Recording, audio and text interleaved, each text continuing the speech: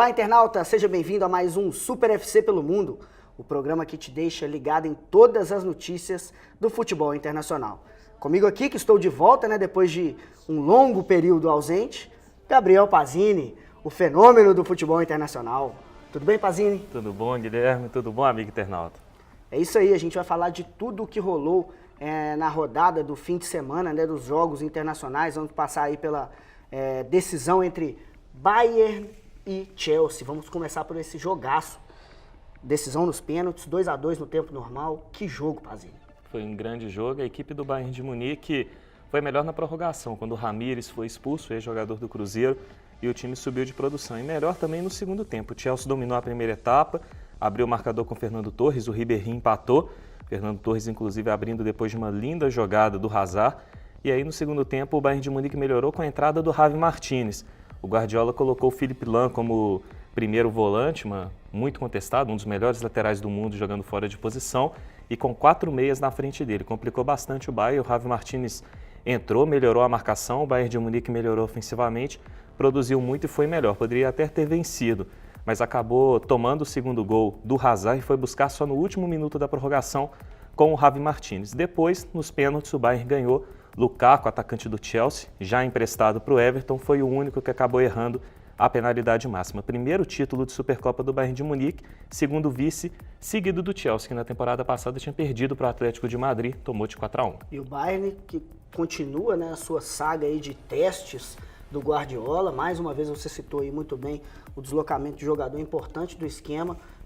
Isso deixa a torcida um pouco digamos, em dúvida em relação a como será o Bayern de Munique na temporada. Mas começa bem, com o título, o que dá mais moral ainda para a equipe. Gostaria que você desse aí, então, um panorama geral. Qual o destaque desse jogo, além, obviamente, do título do Bayern?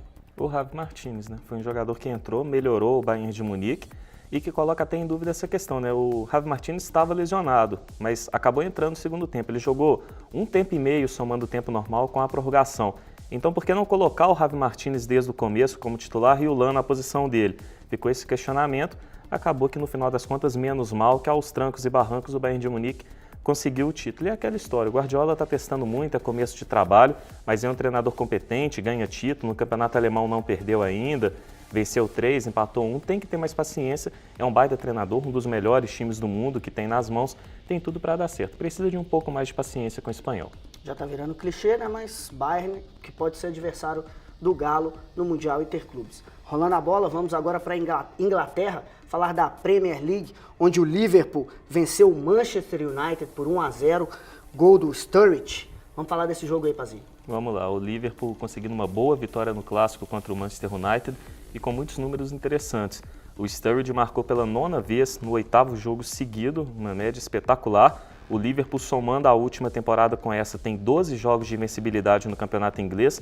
Não vencia o Manchester United há 2 temporadas, volta a vencer e desde 94 e 95 o Liverpool não começava um campeonato inglês com 3 vitórias seguidas. Começa nessa temporada muito bem, é o líder da competição e mereceu a vitória no maior clássico da Inglaterra contra os Red Devils. Jogou mais, o Sturridge iluminado, Coutinho bem, Gerrard também. É um time muito bom esse do Liverpool, que já comentamos aqui algumas vezes, tem tudo para pegar vaga na Champions League e brigar, quem sabe, até pelo título. É um time interessante, com um estilo muito bom e muita camisa. Do lado do Manchester United fica o questionamento. O time mal no meio-campo, sendo que tinha a opção do Kagawa. Por que o David Moyes não colocou o Kagawa mais uma vez? É isso aí. E aqui a gente fala certo, viu? Diferentemente aí de algumas rádios, é Manchester United. Não é Manchester United, não. Siga lá, pelota. Agora vamos falar do Arsenal, que venceu com o gol do Giroud. Nesse jogo aí, o que vale de destaque? Vale o destaque para o Giroud marcando gol, algo que não acontece sempre, mas que sempre acontece em Londres. Foi o 14º gol do Giroud no campeonato inglês e o 14º gol dele em Londres. Ele só marca gol na capital inglesa, é impressionante. Uma vitória boa do Arsenal, o Arsenal chega a 4 vitórias seguidas, renasce depois de começar a temporada mal, perdendo para o Aston Villa por 3-1. E fez um bom jogo. No segundo tempo o Tottenham foi melhor, mas no final das contas um resultado justo porque o Arsenal criou mais do que o seu rival. Mas é um resultado que não diz muito em relação à temporada. O Arsenal contratou o Ozil, tem um time mais forte, um reforço de peso, mas não tem uma equipe muito forte para brigar pelo título com o Manchester United, com A equipe do Manchester City com o Chelsea está ainda abaixo ali um pouco de Liverpool e do próprio Tottenham. O Tottenham contratou muito bem, tem o Eriksen, tem Lamela para entrar no time, Paulinho vendeu também, vendeu o estrela, Bale. né? É um time mais forte nessa temporada do que nas últimas. Tem mais elenco também, um elenco muito interessante. Então tem tudo o Tottenham para ir bem na temporada. O desenho para o Arsenal é um pouco imprevisível, não dá para saber muito bem como vai ser. Dá para imaginar que deve brigar por vaga na Champions League, mas o que é muito pouco para o Arsenal, vendo ali o tamanho da camisa, da tradição do time. É isso aí, o Jojo fica um pouco com o pé atrás em relação ao Arsenal do coração dele. A gente teve também Manchester City 2, Hull City 0, né, gols de Yaya Touré e Negredo. Vale algum destaque? Vale, o Agüero jogando muito bem mais uma vez, e aí uma briga interessante no ataque. O Dzeko está jogando muita bola, mas está faltando marcar gol. Marcou um golaço na última rodada, mas nessa rodada e no primeiro jogo contra o Newcastle não marcou. O Negredo entrou no último jogo, entrou bem, entrou nesse marcando gol, já tinha marcado gol antes, ou seja, uma dúvida aí no ataque para o Pellegrini. No mais, o time do Manchester City muito bem, foi mal contra o Stoke City, voltou a ir bem nesse jogo contra o Hull, como tinha ido na estreia contra o Newcastle, e apresenta um time muito interessante, muito promissor e com um estilo diferente das últimas temporadas. É candidato ao título. Agora vamos de Bundesliga. Passamos para a Alemanha, onde tivemos Eintracht Frankfurt 1, Borussia Dortmund 2, Schalke 04 2, Bayer Leverkusen 0, Borussia Mönchengladbach 4, Werder Bremen 1, Hannover 96 4, Mainz 1, Wolfsburg 2, Hertha Berlim 0 e Hamburgo 4, Eintracht Braunschweig 0. Mandei bem, hein? Foi bem, foi bem. Tá isso, é isso aí. O que a gente pode destacar aí? Eu acho que o Borussia Dortmund, uma boa vitória, né? E também o Schalke 04 também conseguindo aí um bom resultado diante do Bayer Leverkusen. Vamos lá com seus comentários sempre perfeitos, Gabriel Pazini. Vamos lá. A equipe do Borussia Dortmund vencendo bem o seu jogo, conseguiu uma boa vitória sobre o bom time do Eintracht Frankfurt.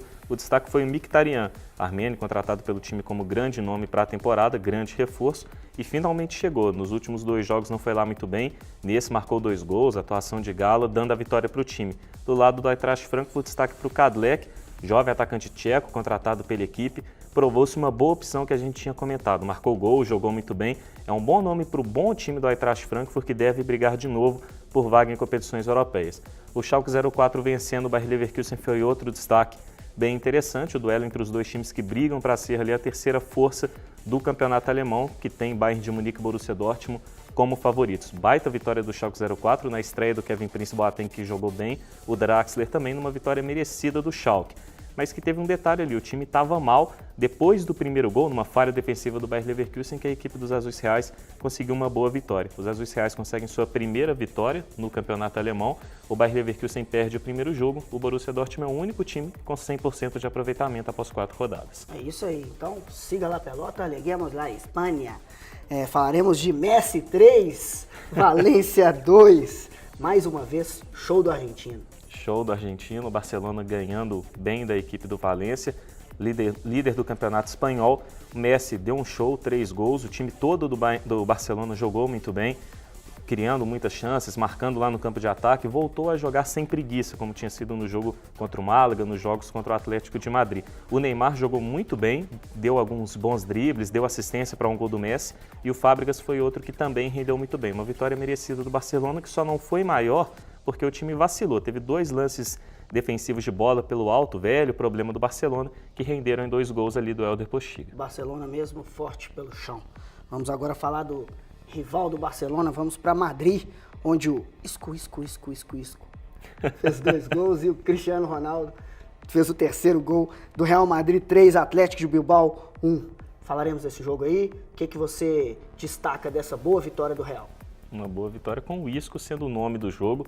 Marcou 2 gols, chega à marca de 3 no Campeonato Espanhol após 3 rodadas, só não está melhor que o Messi que tem 5 gols em 3 rodadas, e o Cristiano Ronaldo acabando com aquele jejum dele, não marcou nas 2 primeiras rodadas, marcou nessa uma boa vitória do Real, que teve uma grande atuação do Modric. O Atlético Bilbao perde, mas fez um bom jogo, mostra que tem time para brigar por vaga em competição europeia. Como que o Bale vai encaixar nesse time? Você já imaginou isso aí? Com a saída do Ozil, né? Perder um craque nunca é bom, mas o Ozil complicaria o Carlo Ancelotti para montar o time com a chegada do Bale. Deve ficar o Bale em uma ponta, o Isco jogando centralizado, o Cristiano Ronaldo na outra ponta, com o Benzema fazendo a referência. É um time fortíssimo do Real Madrid, aquela situação. Perder um craque não é bom, mas descomplica para o Carlo Ancelotti montar o time, a saída do Ozil para o Arsenal. Completando então, Real Sociedad 1, Atlético de Madrid 2, Osasuna 0, Villarreal 3. Agora, a Série A do Campeonato Italiano, passaremos aqui primeiro todos os resultados para o Pazini